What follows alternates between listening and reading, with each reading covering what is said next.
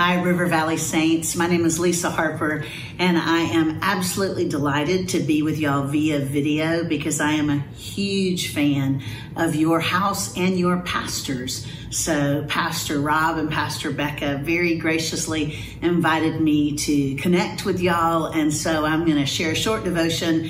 Before that, I want to share a short story, rather a confession of something that happened to me a few years ago. God used a toilet to be my spiritual tutor.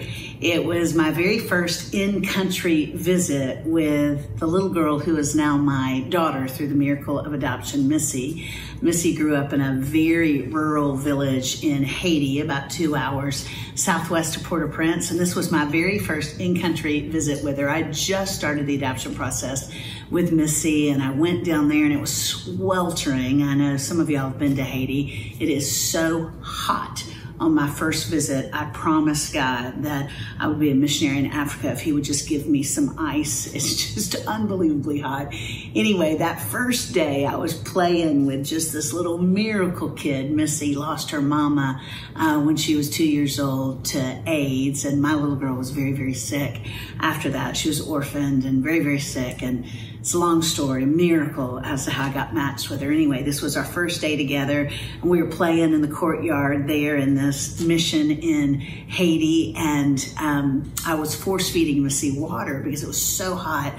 I was afraid she would be dehydrated. So after an hour or so, I thought, surely I need to take her to the potty because I've been, force-feeding her so much water, she's just gonna probably burst if I don't get her to the potty. Now, what I didn't know then is that while Missy was technically potty trained, she was 2 years old, she was not accustomed to indoor facilities. I also did not know that indoor facilities in her part of Haiti, where she grew up, it's kind of like Russian roulette on a potty because you never know when the throne you're sitting on will erupt like a mini volcano, because they oftentimes connect their commodes to their sinks and their showers and other things in a real rudimentary fashion without the correct valves or P-traps. And so sometimes the water in the potty erupts into the shower, and I won't be too colorful since this is worship. But anyway, I didn't know all this at this point. I'm just thinking I need to get my baby girl to the one working toilet. And so I suggest that to her. Of course, she didn't understand any English, and my Creole was abysmal. So it was mostly just charades, trying to talk her into going to the potty with me.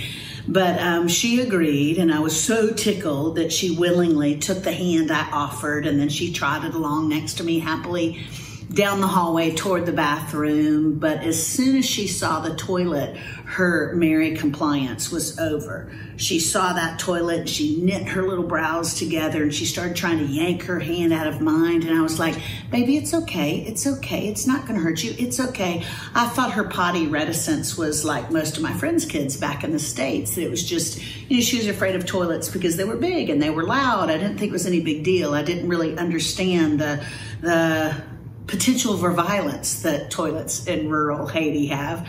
And so I got her situated on the proverbial throne, and in an effort to, further assuage her fears, I got down on my knees right in front of her, and I was holding her by her little waist, and I looked into her beautiful brown eyes, and I said, baby, it's okay. It's okay. Mama's right here.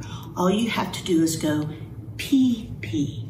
Go pee-pee. Now, pee-pee in Creole is the exact same as pee-pee in English. So I thought, now she understands what she's supposed to, contribute to this equation. And so after a couple of seconds of me gently encouraging her, I watched this precious soon-to-be daughter of mine. She kind of furrowed her brow in this concentrated effort to go. And right at the point that she was going to contribute, that cantankerous toilet shot up a geyser of filthy water, gallons and gallons of very dirty water. I won't elaborate further. It hit the roof of this tiny bathroom. It went all over Missy, all over me. I was wearing shorts and flip-flops because it was so hot. And so I was slipping and sliding in that water on the tile floor, trying to grab Missy. She was, of course, screaming, shrieking at the top of her lungs. I got her off the toilet as soon as I could regain my balance. I'm slipping on the tile. while I'm thinking, oh my goodness, I'm going to flatten her like a pancake because I'm going to fall right on top of her. But I finally regained my balance. And when I did, I realized Missy had 2 fistfuls of my hair. She was screaming and she had her face just buried in my neck. And so I just started rubbing her back and I was like, it's okay, baby, shh, it's okay. Mama's right here, it's okay, it's okay. Trying to calm her down. And she stopped crying soon enough. And then I thought, oh, goodness gracious, my little girl is gonna be in pull-ups when she's in college because she is surely gonna have post-traumatic PP disorder. Then my second thought was, oh my goodness, this is the very first time Missy has leaned into me for comfort. This is the very first time she's trusted me. You know, I will always remember that broken toilet in Haiti as kind of a spiritual mentor, because that broken toilet is what caused Missy to turn to me, to trust me, to lean into me for comfort. And I think that's often the case with us and Jesus too, isn't it? It's the broken things in our lives that tend to catapult us toward Jesus. We run toward him when we know he's the only one who can give us the comfort and the healing that we're so desperate for. In light of the brokenness that this global pandemic has caused in all of our lives, the loss of security for some of you, the loss of loved ones, the loss of livelihood, just the loss of the world as we know it. I want to go to a story in the Bible about a man who went through some serious brokenness and found God to be faithful. You probably know this story. If, like me, you grew up in church, you've probably seen it flannelgraphed. It's one of the familiar stories in the Old Testament. I always think of it as kind of like the Tom Cruise of the Old Testament, because this prophet named Elijah was given a mission that seemed absolutely impossible. God handpicked Elijah to confront this very, very evil, wicked king named Ahab, who was married to a very, very wicked, sleazy woman named Jezebel. And here's the beginning of the story. This is 1 Kings chapter 18, verse 17. 1 Kings chapter 18, verse 17. I'm reading from the English Standard Version. When Ahab saw Elijah, and remember, God has sent Elijah to confront this king. When King Ahab saw Elijah, Ahab said to him, "Is it you, you troubler of Israel?" And he answered, "I have not troubled Israel, but you have, and your father's house, because you have abandoned the commandments of the Lord and followed the Baals, the false gods, the idols. Now, therefore, send and gather all Israel to me on Mount Carmel, and the 450 false prophets of Baal and the 400 false prophets of Asherah who eat at Jezebel's table." In other words, Elijah, this lone prophet, is challenging this wicked king and his entourage of 850 false prophets to meet him at this high point, Mount Carmel. I was actually just in Israel a few months ago in April, and Mount Carmel is this incredible mountain because the sea is on one side, and on the other side you have this valley, and in Hebrew it's the valley of Har Megiddo. Har, Hebrew is hill. Megiddo, transliterated in English, it's the Armageddon. The Armageddon Valley. So Mount Carmel is right there, that precipice between the sea and Megiddo. And they meet there, and what happens next is this epic battle between good and evil. And at first it looks like a really lopsided fight because you just got this one lone prophet, Elijah, and you've got almost 1,000 bad guys. And you would think, man, there is no way that Elijah is going to come out of this with his head, until you stop and think he's standing in front of this huge God with a massive sword who breathed our world into existence. And so here's what happens next, this epic battle of good and evil. So Ahab, this is verse 20, so Ahab sent to all the people of Israel and gathered the prophets together at Mount Carmel. And Elijah came near to all the people and said, "How long will you go on limping between two different opinions? If the Lord is God, follow him. But if Baal is, then follow him." And the people did not answer him a word. Then Elijah said to the people, "I, even I only, am left a prophet of the Lord, but Baal's prophets are 450 men. Let 2 bulls be given to us, and let them choose 1 bull for themselves and cut it into pieces and lay it on the wood and put no fire to it. And I will prepare the other bull and lay it on the wood and put no fire to it. And you call upon the name of your God, little g God, and I will call upon the name of the Lord, the only true God, the God who answers by fire. He is God. And all the people answered, it is well spoken. In other words, cool. Then Elijah said to the prophets of Baal, these false prophets, choose for yourselves 1 bull and prepare it first, for you are many, and call upon the name of your God, but put no fire to it. And they took the bull that was given them, and they prepared it and called upon the name of Baal from morning until noon, saying, oh, Baal, answer us. But there was no voice, and no one answered. And they limped around the altar, and the altar they had made. And at noon Elijah mocked them, saying, cry louder, for he is a god. Either he is musing or he is relieving himself. In other words, he's taunting them that maybe their God has taken a bathroom break, or he is on a journey, or perhaps he is asleep and must be awakened. You probably know the Paul Harvey part of this story, that their little g false god didn't show up, but God did. God showed up in a huge way.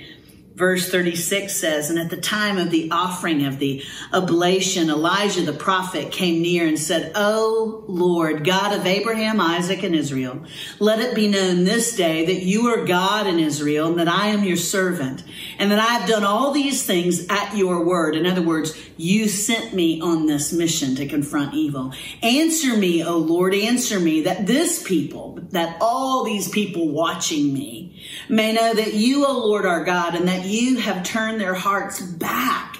Then the fire of the Lord fell and consumed the burnt offering and the wood and the stones and the dust, and licked up the water that was in the trench. And when all the people saw it, they fell on their faces and said, the Lord, he is God. The Lord, he is God. And Elijah said to them, seize the prophets of Baal, let not one of them escape. And they seized them. And Elijah brought them down to the brook Kishon and slaughtered them there. Y'all, this is this epic victory of good. Essentially, Darth Vader goes down. So you'd think on the heels of this majestic victory, that Elijah would have a huge after party, that there'd be some Christian DJ and you could hear him celebrating from miles away. But that's not the case. After this huge victory, Elijah's faith actually is not galvanized. His faith falters because Ahab, the evil king's wife, Jezebel, essentially sends him a text. It's at the beginning of verse 19. And she says, because you embarrassed me, you humiliated me, and your God trumped our little g God, I'm going to kick your tail. Now, wouldn't you think Elijah would say, hey, chick, I'm not afraid of you. My God is a God that looked up even the stones of the sacrifice. But that's not how he responds. She says, this is Jezebel's voice, so may the gods do to me and more also if I do not make your life as the life of one of them by this time tomorrow. In other words, I'm going to kill you by this time tomorrow. Then he, Elijah, was afraid. And he arose and ran for his life and came to Beersheba, which belongs to Judah, and left his servant there. But he himself went a day's journey into the wilderness and came and sat down under a broom tree. That's an acacia tree, basically a little spindly tree. Doesn't offer much shade. And he asked that he might die, saying, it is enough now, O Lord. Take away my life, for I'm no better than my fathers. Oh, this is the P.S. to God's massive victory. And at first you kind of want to go, good night, Elijah, you are such a baby.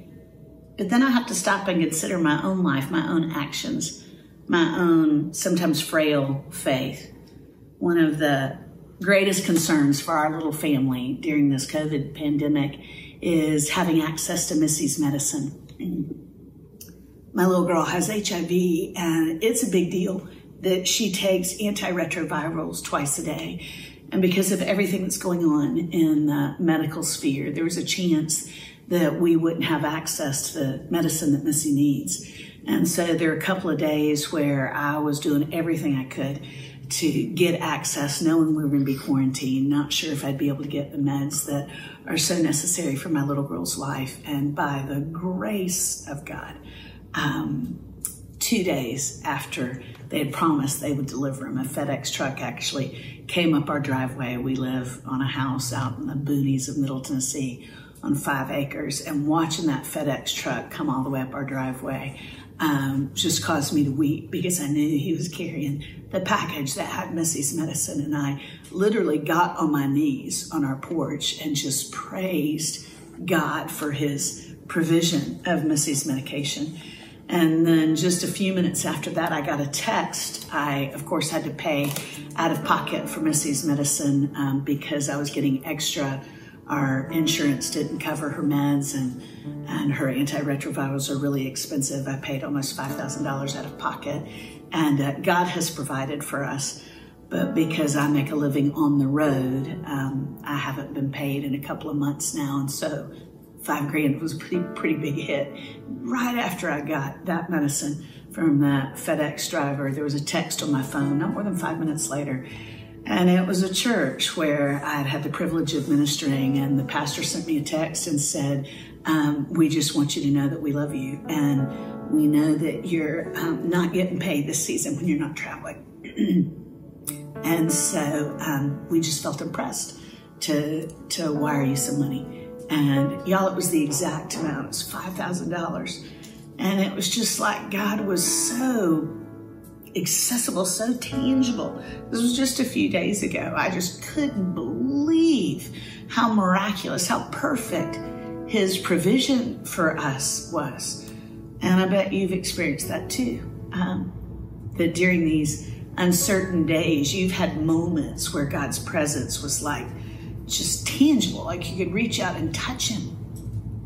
And you would think that I wouldn't have had any other moments after that miraculous provision where I doubted God, or where my faith was weak, or where I was wobbly as I was trying to move toward the Lord. But the very next day after that miracle, our new dog, I bought Missy a puppy for Christmas, and I'm convinced now that she is a demonic rabbit masquerading as a puppy. This dog is wild as a buck.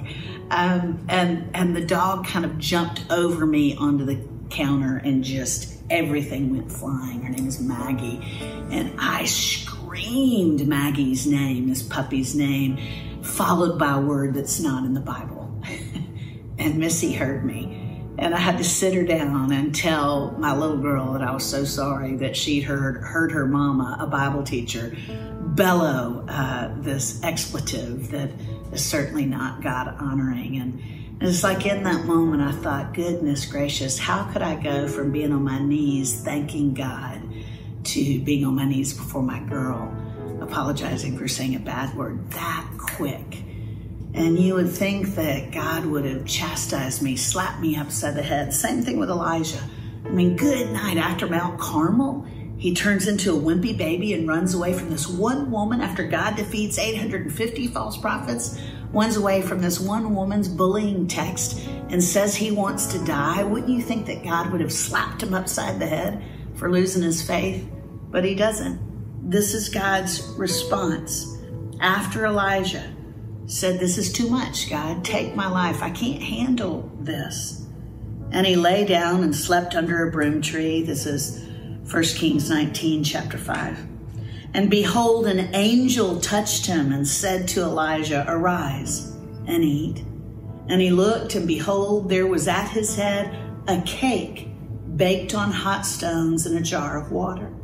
And he ate and drank and lay down again. And the angel of the Lord came again a second time and touched him and said, arise and eat, for the journey is too great for you. And Elijah arose and ate, and he drank, and he went in the strength of that food for 40 days and 40 nights. Think how precious.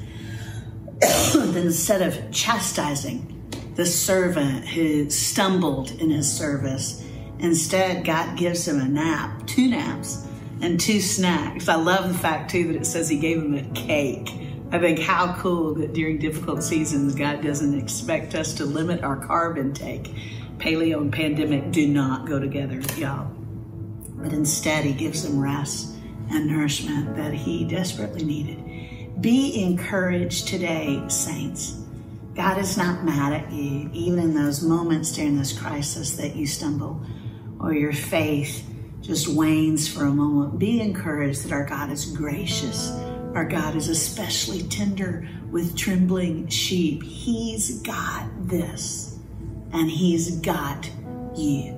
Rest today in his provision. Lean into the fact that you can nap against his chest, and he will give you all the sustenance you need. God bless y'all. I can't wait to see you face to face.